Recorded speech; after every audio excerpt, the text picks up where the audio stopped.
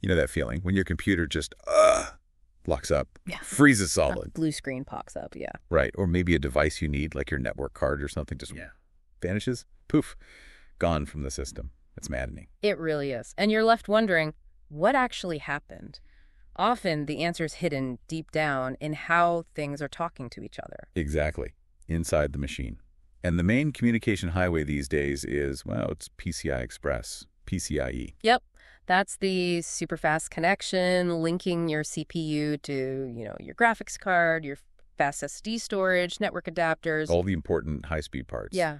And keeping that connection reliable. Yeah. That's absolutely critical. For sure. But like any highway running at crazy speeds, you're going to get bumps. Errors happen, little glitches, signal issues. And if they're not handled right, then simple errors can turn into big problems. System instability, performance tanks, maybe even data corruption. Okay, so that brings us to today's deep dive topic, Advanced Error Reporting, or AER. This is the system inside PCIe designed to catch and manage these problems. Right, it's kind of the built-in detective. And you, our listener, sent us a bunch of material on AER, clearly wanting to get into the weeds. You want to know what's really going on when errors pop up in logs, what they mean, how the system tries to fix things? So that's our mission today. We'll unpack these sources, look at why robust error handling is so vital for PCIe, how AER actually functions across its different layers. What kinds of errors it catches, and importantly, how operating systems like Linux and Windows use this AER info to, well, hopefully keep things running smoothly. Or at least tell you what went wrong. Let's get into it. Okay, so let's start there. Why is robust error handling so essential for PCIe? It's just connecting parts, right? What's the big deal? Well, think about what it's connecting. Yeah. We're talking high-performance GPUs, super fast NVMe drives, network cards pushing massive amounts of data. Yeah, the demanding stuff. Exactly. PCIe is their lifeline. If that communication link isn't rock solid, the whole system's performance and stability are at risk. Data integrity, too. Everything depends on clean PCIe signals. And these links are getting faster and faster with each generation. Right. We've gone from Gen 1, Gen 2, Gen 3. Now we're talking Gen 6.0 running at, 64 gigatransfers per second. Which sounds impressive, but also challenging. Very challenging, electrically speaking. Higher speeds mean the signals are much more vulnerable to noise, interference, just general signal degradation. So the chance of errors cropping up increases. And the consequences, if those errors aren't caught or managed, you mentioned crashes, data corruption. Yeah, it's not pretty. If errors get through, you could see performance drop because the system is constantly retrying transmissions. You might get silent data corruption, which is really scary because you don't know it happened until it's too late. Ouch. Applications might fail, the system could hang, or, you get the blue screen or a kernel panic. For businesses running big servers or HPC clusters where every second of uptime counts and data has to be perfect, unhandled PCIe errors are potentially disastrous. So the old way of just flagging an error occurred isn't good enough anymore. Systems need to be smarter. Absolutely. The whole approach has shifted. It's moved from just reacting after the fact to proactively diagnosing, containing, and recovering from errors. Look at PCIe 6.0 again. With the PM4 signaling. Right. That lets it hit 64 GTs, but the raw signal is noisier. The target bit error rate is much higher, maybe 1 in a million bits, compared to 1 in a trillion for older gens. So how do they deal with that? They introduced forward error correction, FEC. It's a hardware mechanism that corrects many bit errors before they even get checked by the usual methods. It fixes them on the fly. Oh, okay. It's all driven by this need for better RAS reliability, availability, and serviceability. FEC doesn't replace other checks, but it handles a lot of the low-level noise. Got it. So before we dive deep into AER itself, you mentioned PCIe has layers. Like network protocols have layers. Understanding that helps understand errors. Definitely. PCIe isn't monolithic. It has, broadly, 3 key layers: the physical layer, the data link layer, and the transaction layer. Each layer does different things, and so different things can go wrong in each. Okay, bottom layer first. Physical layer, that's the actual wires, the electricity. Pretty much, it's the raw signaling, converting bits to electrical signals, handling things like 8B10B or 128B130B encoding, and managing the link training process, that's LTSSM, where the two ends agree on speed and lane width. And errors there would be signal integrity problems, noise causing bit flips, timing issues, losing synchronization between the transmitter and receiver, really fundamental electrical stuff. Okay. Above that, data link layer. Correct. This layer's job is reliable communication across one specific hop, one point-to-point link. It adds sequence numbers to packets so the receiver knows they arrived in order, and it uses a powerful error check called LCRC link CRC on each main packet, the TLP. And if it finds an error? It has a retry mechanism. It uses smaller packets called DLLPs, data link layer packets, for acknowledgments. ACK means got it, okay, NAC means got it, but it was bad. If the receiver sends a NAC, the transmitter just resends the original packet from a buffer. So errors here are things like that LCRC check failing. Exactly. LCRC errors, sequence number mismatches, errors in the ACK-NAC packets themselves, or maybe the transmitter waits too long for an ACK-NAC that never shows up. That's a replay time or timeout. All right. And the top layer, transaction layer, sounds like where the actual work gets done. That's a good way to put it. This layer creates and understands the main packets, the TLPs, or transaction layer packets. These represent the actual commands: memory reads, memory writes, I/O operations, configuration changes, messages, and the responses, the completions. So it handles the requests and replies. Right. It deals with addressing, making sure transactions happen in the right order, managing flow control using credits so buffers don't overflow, and it can optionally add another layer of error checking called ECRC end-to-end CRC, which protects data across multiple links, like through switches. And errors here. Things like malformed TLPs packets that don't follow the rules, completion timeouts where a request goes out but the response never comes back, unsupported requests where a device gets asked to do something it can't, flow control problems where data stops moving. Okay, layers make sense. So where does AER fit into this picture? AER sits above this, in a way. It's the standardized reporting framework. It collects error information from all these layers and presents it consistently to the system software. So if AER reports an LCRC error, you know the problem's likely down in the data link, or maybe even the physical layer. If it reports a malformed TLP... transaction layer issue? Exactly. AER helps correlate the symptoms reported by the hardware with the specific layer where the problem likely originated. It gives you that crucial context. Was this kind of detailed reporting always there in PCIe? No, not initially. There's a mandatory minimum level called baseline error reporting. It just uses a few status bits in the standard PCI config space. The old school way. Yeah, and it signals errors using legacy pins like surhash or perhash. It works, but it's very basic. Lacking detail, I imagine. Totally. Fine for simple setups, maybe, but for today's complex, high-speed systems, you need much more information. That's why AER was introduced. It's technically an optional capability, implemented as a dedicated structure, a block of registers, in the device's configuration space.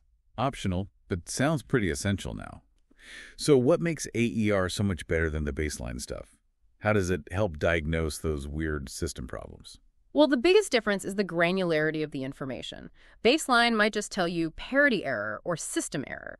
AER has dozens of specific status bits for different error types covering issues in the transaction, data link, and physical layers.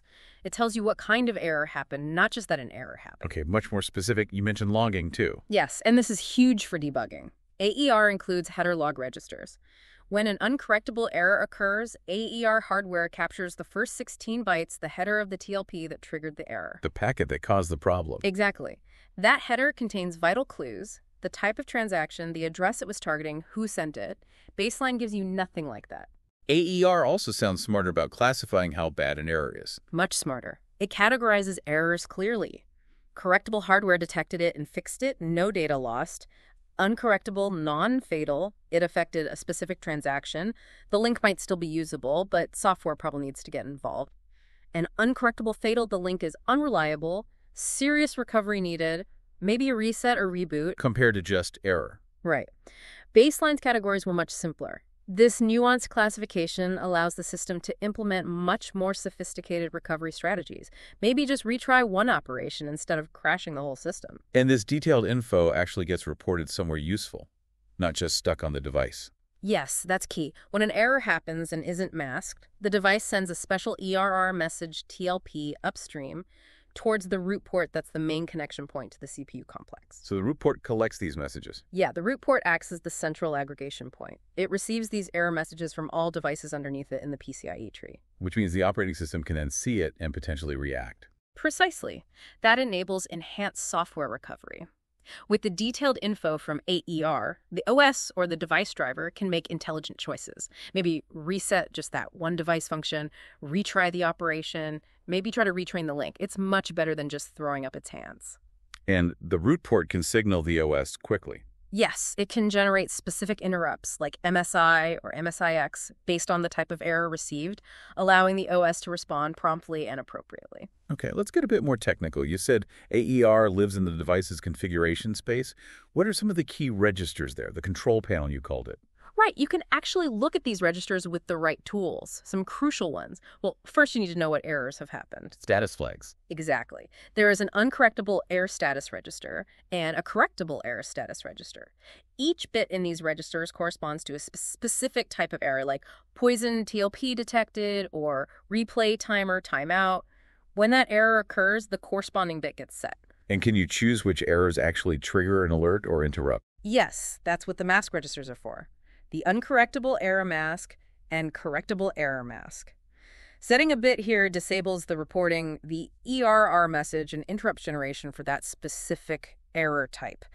The status bit still gets set, so you can see it happen if you look, but it won't actively signal the system. Why would you want to mask errors? Sometimes certain correctable errors might be considered benign noise on a particular link, or maybe there's a known firmware bug causing spurious errors you want to ignore temporarily. But you have to be careful. Mask the wrong thing, and you could hide a serious developing problem. And you can also define how serious an uncorrectable error is treated. Yep, using the uncorrectable error severity register. For each unmasked, uncorrectable error type, you can configure whether the system should treat it as non-fatal, try to continue, or fatal, link is compromised, requires reset. This gives flexibility. A server needing maximum uptime might make more errors fatal to force a quick, clean recovery, while a desktop might tolerate more non-fatal errors. Okay, and that header log register for debugging, how does it work again? It's like a flight recorder, but just for the first crash. It automatically captures the first 4 double words, so 16 bytes, of the TLP header that caused the very first uncorrectable error detected since the status bits were last cleared. And that tells you. It tells you what that packet was trying to do. Was it a memory read, a config write, what address was it going to, who sent it, requester ID. This is gold for figuring out why something like an unsupported request or malformed TLP happened. It points you towards the source of the problem transaction. What about the root port, the collector? What registers does it have? Root ports have their own special AER registers. Root error command lets the system enable interrupt generation for the different severity levels. Correctable, non-fatal, fatal. Root error status logs, which type of error messages it has received, and whether multiple errors of a certain type occurred. And how does it know which device sent the error? That's the error source identification register. Critically, it captures the requester ID, the bus, device, and function number of the device that sent the first error core correctable message and the first RNC uncorrectable message to that root port. This is how the OS ultimately traces the error back to a specific piece of hardware. So getting those mask and severity settings right is really important for how the system behaves. Hugely important. Firmware usually sets defaults, but OS drivers or advanced tools can change them. It's a trade-off between getting enough information and avoiding alert fatigue, or worse, masking critical issues. It needs careful thought. All right, let's break down the errors themselves. When AER reports a correctable error, what does that really mean happened? The key thing is, hardware detected an issue and fixed it. No data should have been lost, and the link operation continues, ideally unaffected. Give me some common examples. Okay, bad TLP. The data link layer got a packet, a TLP, but the LCRC check failed, or maybe the sequence number was wrong. Hardware automatically sends a NAC, and the sender retries. Simple. Bad DLLP is similar, but it's a CRC error on one of those smaller ACNAC packets themselves. Again, the protocol usually recovers. What about replay time or timeout? That happens when a device sends a TLP but doesn't get the expected ACK or NAC back from the receiver within a specific time limit. The sender assumes the ACNAC got lost and just automatically resends the TLP from its replay buffer. Makes sense. Receiver error. This one's often related to the physical layer, maybe issues decoding symbols correctly, or problems in the elastic buffers that handle tiny clock differences. It often points towards signal integrity issues. The signal quality isn't great. And replay number rollover. That sounds bad. It is. It means a specific TLP has been resent so many times because NACs kept coming back or ACKs never arrived that the internal retry counter has wrapped around. It's a strong indicator that the link is really unstable and struggling to get data through successfully. So even though they're correctable, seeing a lot of them is a warning sign. Absolutely. A few isolated correctable errors now and then, probably fine, especially on very high-speed links. But if you start seeing a stream or a flood of them in your logs, that's a big red flag. Why? It means the underlying link quality is likely degrading. Could be worsening signal integrity, maybe a component starting to fail. Could even be driver or firmware issues causing link instability. Mhm. Performance will suffer because of all the retries, and it's often a precursor, an early warning before you get hit with uncorrectable errors. Monitoring the rate of correctable errors is really important. Okay, that's clear. Now for the more serious ones. Uncorrectable errors. Hardware couldn't fix these. Right. These directly impact functionality. There's a risk of data loss or corruption, and they usually require some kind of software intervention or maybe even a hardware reset to resolve. Let's talk non-fatal uncorrectable first. The link stays up, but something went wrong with a specific transaction. Generally, yes, they mess up a specific TLP or operation, but the link itself might remain operational. Software might be able to recover, maybe retry the whole operation, maybe reset just the affected function on the device, but ignoring them is definitely risky. What's an example? Poisoned TLP. Sounds nasty. It is. It means a device, maybe a switch or the root port, detected corrupted data within a TLP passing through it. It flags this by setting a special EP bit, error poisoning, in the TLP header as it forwards it. So the final recipient gets the packet but also gets a warning, hey, the data payload in this packet is known to be bad. Okay. Unsupported request or UR? Simple concept. A device received a request TLP that it just doesn't understand or support. Maybe it was asked to read from a memory address range that doesn't exist for it, or perform an operation it wasn't designed for. Often points to a software bug sending incorrect requests. Completion timeout, Yeah. CTO. This happens on the requesting side. A device sends out a request that needs a response. Like a memory read needs the data back in a completion TLP. If that completion doesn't arrive within a fairly long, defined a timeout period, the requester logs a CTO error. The completion might have gotten lost, the completer might have crashed, or maybe flow control blocked it. What about completer abort?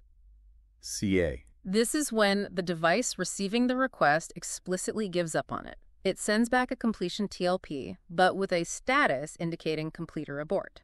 This usually means the completer encountered some internal error or found something invalid in the request itself. And unexpected completion. That's when a device receives a completion TLP that it wasn't actually waiting for. Maybe the original request timed out, or maybe the completion got misrouted somehow.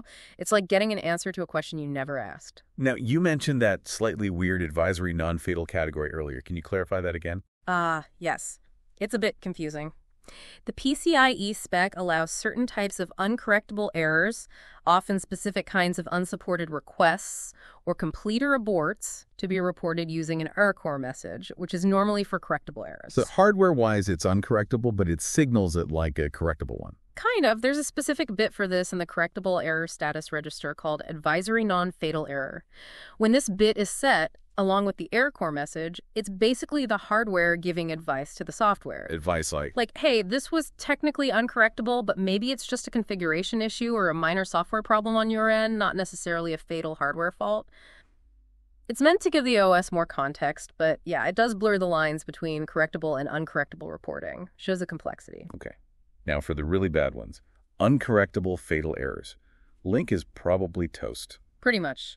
These indicate the link integrity is seriously compromised. Continued operation is unreliable or impossible. They usually demand drastic action, resetting the device, disabling the link, maybe even rebooting the whole system. Like malformed TLP often being fatal. Yes, often configured that way by default. If a device sends out a TLP that violates the basic formatting rules, wrong length, invalid values in header fields, etc., it suggests a fundamental problem with the sender's logic. You can't trust anything from it. Data link layer protocol error. This means a serious breakdown in the fundamental handshake protocol between the two ends of the link. Things like losing synchronization of the ACNAC sequence numbers or other violations of the state machine rules.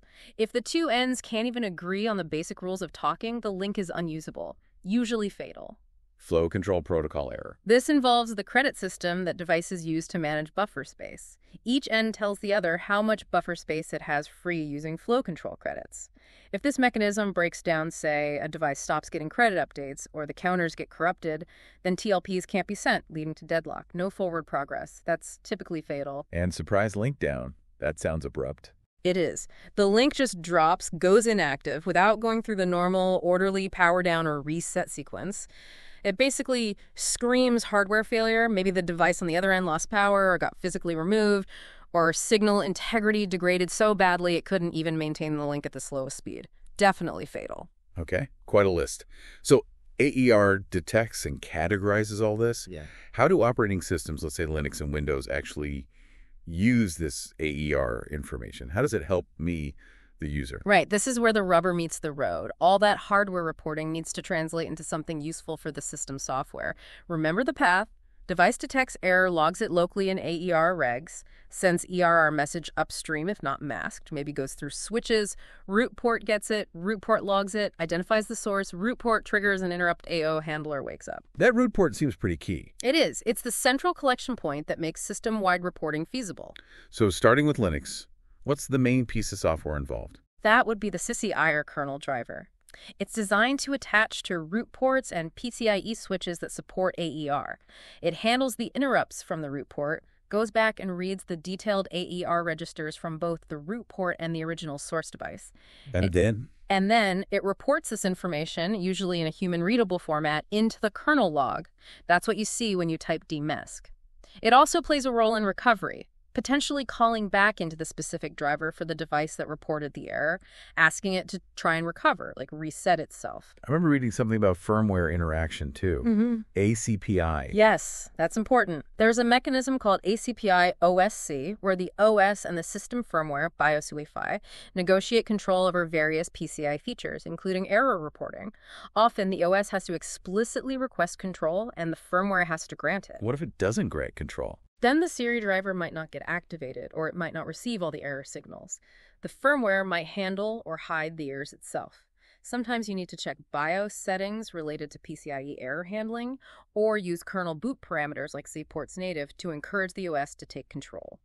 Misconfiguration here can definitely mask problems. So Graymix is the first place to look in Linux if things feel weird. What am I looking for? Absolutely. Look for lines containing PCIe bus error or related messages from preens. The output is usually pretty detailed. You'll see the PCI address that bus device, function triplet like 0.000.000.0.0 pinpointing the hardware. And the error details. Yeah, it'll show the severity, reported, corrected, non-fatal, fatal, the type of error, like receiver error or unsupported request, often the ID of the device that was the source of the request, source ID, and sometimes the raw status register values. It tries to give you a plain English summary. Does it show that TLP header log for the bad ones? Yes. For uncorrectable errors, Sysir will usually dump those 16 bytes of the TLP header right into the daemon log.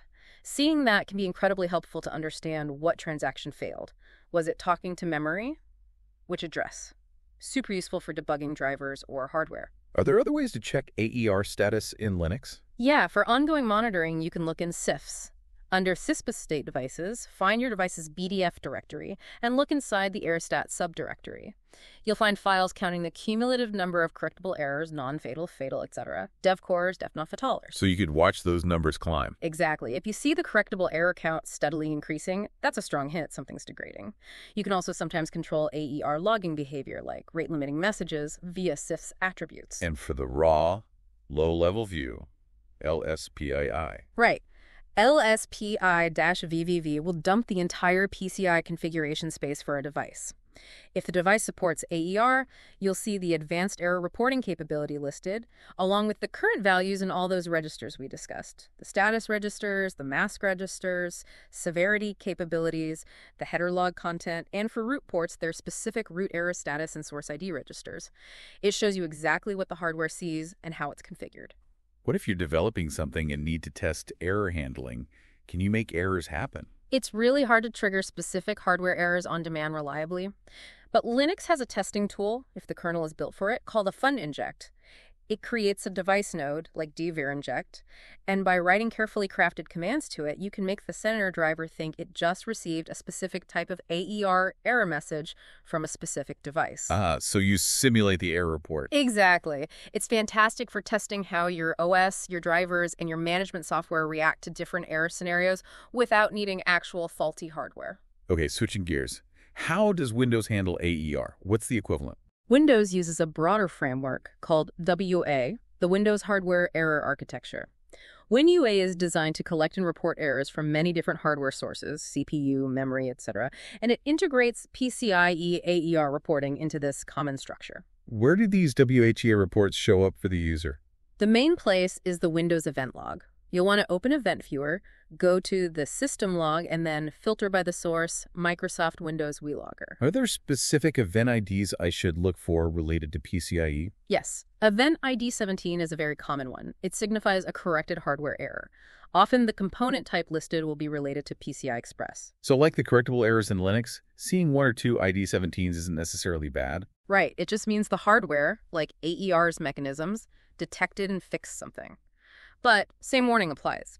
If you suddenly start seeing a flood of Event ID 17s, especially pointing to the same device, that's a major warning sign.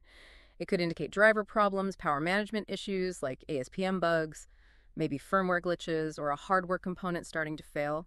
It's often a canary in the coal mine before uncorrectable errors appear. What about uncorrectable errors in Windows? Those often show up as Event ID 1. This is a more generic, uncorrectable hardware error event. The detailed information within the event's raw data section can be pretty complex and often needs specific tools or knowledge to decode fully, but you might see clues like the string PCIe embedded in there. And of course, a sufficiently severe fatal PCIe error reported via AER can trigger a full system crash. The We Uncorrectable Error bug, check the blue screen of death. So if you get that BSOD, checking the WHEA logs leading up to it is important. Absolutely. Those prior logs, especially any Event 17s or Event 1s, provide crucial context about what might have been going wrong before the final crash. Analyzing the crash dump file itself is necessary too, but the WHEA logs tell part of the story. How do you figure out which piece of hardware caused the WHEA event in Windows? The event details often provide clues. For Event ID 17, look for fields like primary device name or similar. These often contain the standard PCI vendor ID, VE in XXXX, and device ID, DEVYYYY. So you can look those up. Yep. You can search those IDs online or use the Windows Device Manager. Find the device, go to Properties Details Hardware IDs, or PowerShell commands to match those VNet IDs back to the specific component, your graphics card, network adapter, NVMe drive, etc. Okay, so both Linux and Windows have these frameworks, CZAir and WAEA, that take the raw ADR data, interpret it, log it, and try to link it back to the specific hardware. That's the core idea. Translate the hardware signals and register bits into actionable information for the operating system and ultimately for you or the system administrator. And just to recap the configuration aspect, using those mask and severity registers is the main way to tune how AER behaves. Primarily, yes. Masking lets you ignore certain errors, useful for reducing noise, maybe, but risky if you hide real problems. Setting severity decides the system's reaction to uncorrectable errors. Treat as non-fatal and try to keep going, or treat as fatal and force a reset. It's about balancing stability, availability, and getting enough diagnostic information. Usually set by firmware, but maybe tweakable. Usually set by firmware defaults. OS drivers sometimes adjust them, and for experts, tools like setCI Linux allow direct manipulation of these registers, but that's powerful and potentially dangerous if you don't know exactly what you're doing. It's mainly for deep debugging or applying very specific workarounds. You can also sometimes disable AER entirely via kernel parameters, PCI, no IOR, but that's usually not recommended unless troubleshooting a specific AER-related bug. Looking forward now, PCIe keeps evolving. How is error handling changing with the newest specs like PCIe 6.0? Yeah, PCIe 6.0 brings some big changes, partly driven by the challenges of hitting 64 GTs with PM4 signaling. That higher raw error rate you mentioned. Exactly. Because the raw bit error rate is expected to be higher, they've put more emphasis on fixing errors right at the physical link layer before they even trigger a traditional retry. The main tool for this is forward error correction, FEC. How does FEC work? It's a hardware mechanism. Data in PCIe 6.0 is sent in fixed-size 256-byte packets called FLATs. FEC adds some redundant check bits to these LCs. The receiver hardware can use these check bits to detect and correct a certain number of bit errors within the FEC automatically without needing a full packet retry. So it fixes errors that might have previously just caused an LCRC error in a NEC retrieve? Precisely. It handles a lot of the low-level bit flips transparently. If the errors are too numerous for FEC to fix within a FLAT, then the higher-level LCRC check, which still exists, will likely fail, triggering the normal data link layer retry mechanism, ACNEC. So FEC is like a pre-filter for errors. That's a good analogy. It reduces the burden on the retry mechanism, which helps maintain high performance despite the noisier underlying signal. AER is still absolutely necessary, though, for reporting errors that FEC can't fix, or errors that happen at the transaction layer, or the uncorrectable errors that escape both FEC and the retry attempts. But the profile of correctable errors might change, as FEC handles many of the bit flips that used to be reported. Interesting. What about security? This whole system deals with low-level hardware access, direct memory access. Yeah. Sounds like a potential playground for attackers. It definitely has security dimensions. Error handling, because it interacts with hardware state and often involves driver code, can potentially become an attack surface. How so? Well, imagine a malicious peripheral device. It could potentially craft specific invalid TLPs designed to trigger bugs or vulnerabilities in the host system's driver when it tries to handle the resulting AER error report. This could lead to denial of service, maybe information leaks, or in worst-case scenarios, privilege escalation if the driver has a severe bug. Doesn't the IOMMU protect against rogue devices accessing memory they shouldn't? The IOMMU, Input-Output Memory Management Unit, is absolutely crucial for DMA protection, yes. It translates device addresses to physical memory addresses, acting like a firewall. However, sources suggest OS and driver usage of IOMMUs isn't always perfect or consistent. Vulnerabilities might exist in the IOMMU implementation itself, or attacks could potentially exploit its page-based granularity.